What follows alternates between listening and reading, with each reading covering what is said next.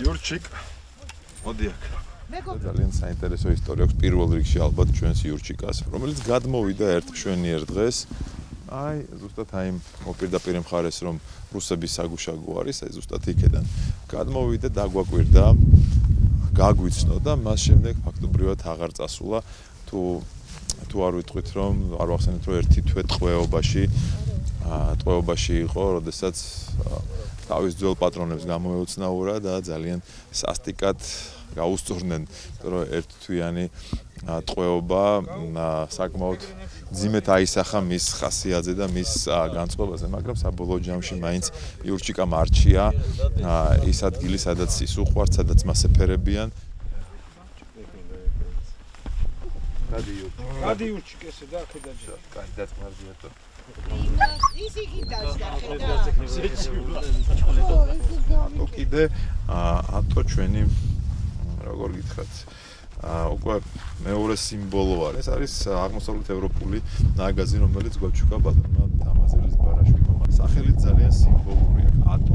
ალბათ ხვდებით რომ პირველი ატოც უკავშირდება, შემოკლებით ატოცთან კავშირში არის პირდაპირ და მეორე სახელი ალბათ თქვენ ამ კადრში ხედავთ უკრაინის დროშასაც.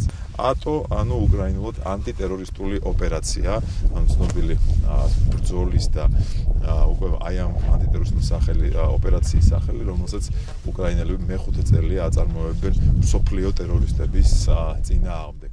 მე და ლალი ზურაბაოლმა, რომელიც არის ჩემი მეგობარი, უჩვათ ექსპრომტად მოვიფიქრეთ, რომ უნდა წამოსულიყავით და მოუტანეთ სუგებს საჩუქრად მედიკამენტები. დიბაქმა გამოგვატანა მათთან საკვები.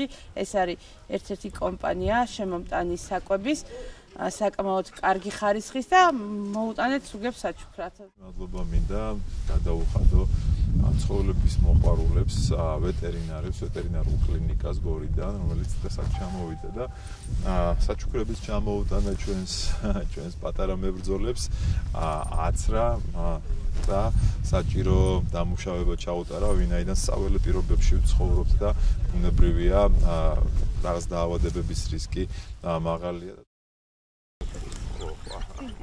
მოდი